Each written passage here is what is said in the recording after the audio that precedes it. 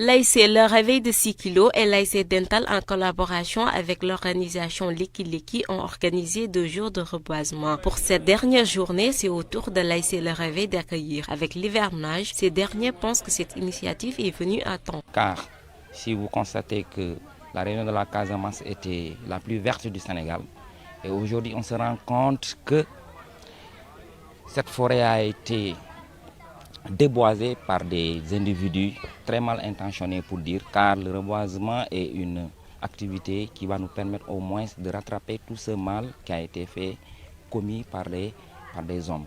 Nous pensons que dans les maisons, il est beaucoup plus facile de planter des arbres et de les sécuriser. Et on a mis l'accent aussi sur les arbres fruitiers.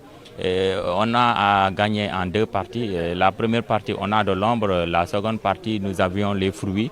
Et quand l'arbre est dans la maison, le suivi est vraiment plus facile que quand vous le mettez à l'extérieur. L'organisation Leki Leki a ciblé ces 2 AIC et elles promettent un suivi des activités. Il a choisi l'AIC Dental, mais c'est une initiative qui date de très longtemps. Donc il en a partagé avec d'autres AIC et cette année, il a voulu le faire avec les 2 AIC, AIC Dental et AIC Le Réveil. Voilà, donc l'activité va continuer. La première phase consistait à reboiser, à répertorier les responsables. La deuxième étape va consister au suivi. Et après cela, nous allons évaluer parce que dans tout travail, il faut évaluer et voir qu'est-ce qui a été positif et qu'est-ce qui n'a pas été. À Kolda, les associations sportives et culturelles ne se limitent pas seulement au sport. Ces acteurs sont aussi préoccupés par les maux de la société, comme le réchauffement climatique.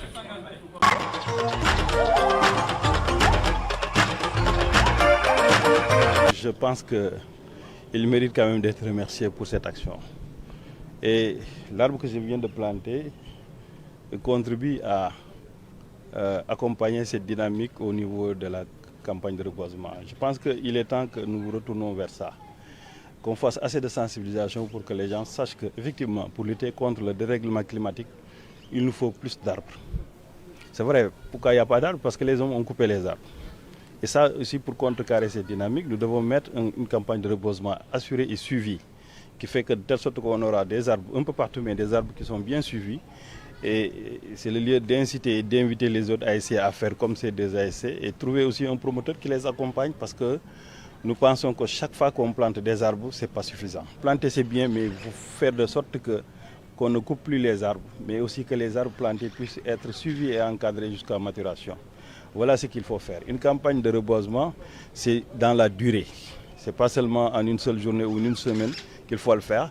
Mais je pense que si on assure un suivi régulier, un suivi adéquat, on aura fait quand même une bonne campagne. Et l'arbre qu'on a planté poussera et nous permettra d'avoir aussi d'autres arbres. C'est donc l'intérêt de chaque campagne que nous mettons en place.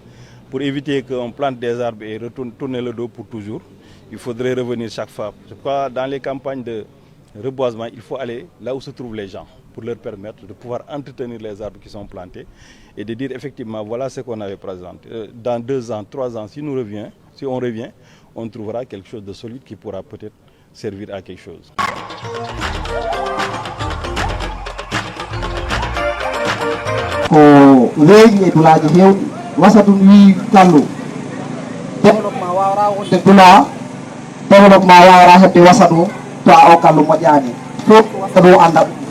Tanko kallu moƴƴani ɗo fof wara ɗo wonde si a yeehi anani aɗa yaha aɗa ara ko kallu investisseur neɗɗo si a waɗani investir si aɗa jogui jawdi maɗa si a arani wasa ɗum a faala ɗo wadde investir e ko a larat taw fo a addi ɗo oroji maɗa ɗi ha aɗa ɗi wawi ɓoyde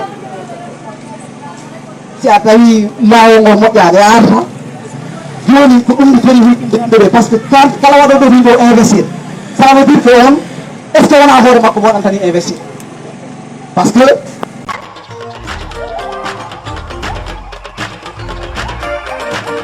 je commencerai par dire à l'entame de mes propos qu'un constat est général, que la population mondiale elle est jeune et plus particulièrement celle de l'Afrique. Et les experts, ils ont estimé que la population de la jeunesse sera à 1 milliard en 2035. Donc il urge aujourd'hui pour nous tous, qui sommes de cette époque, de planifier et de faire quelque chose pour cette jeunesse-là, parce que c'est elle qui sera les remplaçants et les responsables de demain. En ce sens, il faudrait que cette jeunesse soit accompagnée et impliquée dans les instances de décision pour qu'elle puisse comprendre comment gérer la cité. Et en revanche, pour qu'elle puisse en même temps défendre leurs propres intérêts. C'est ce qui est important parce qu'il faudrait qu'il y ait une participation. Il y a un expert, il y a un savant qui disait que tout ce que tu fais pour moi, sans moi, est contre moi. Et il est évident aujourd'hui, quand nous prenons la fourchette d'âge que nous, Africains, que nous considérons comme jeunesse, comme jeunes, elle va presque de 10 ans à 35 ans. Quand vous prenez cette masse-là et que vous évaluez, vous verrez que c'est une population très importante. Alors si cette population-là n'est pas accompagnée, n'est pas encadrée, forcément, il y aura des failles dans la gestion de la cité.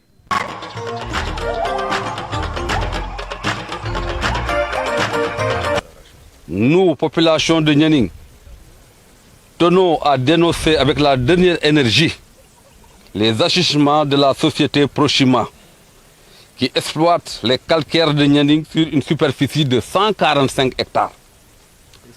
Cette société, dont le jugement se trouve entre 3 quartiers, Nianing Goré, Gourel et Fintouketa, a commencé ses activités depuis 1969. Malheureusement, au lieu de promouvoir le développement du village, Prochimat a commis un véritable désastre environnemental et un gâchis économique et social incommensurable. Depuis 1969, tous les travailleurs viennent d'autres localités et aucun investissement n'a été réalisé sur le plan de l'éducation, de la santé, de la jeunesse et de l'autonomisation des femmes.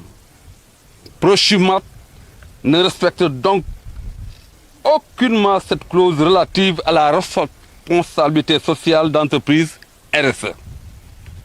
Par ailleurs, les populations n'ont plus la possibilité d'exploiter leurs champs, vergers, arbres fruitiers.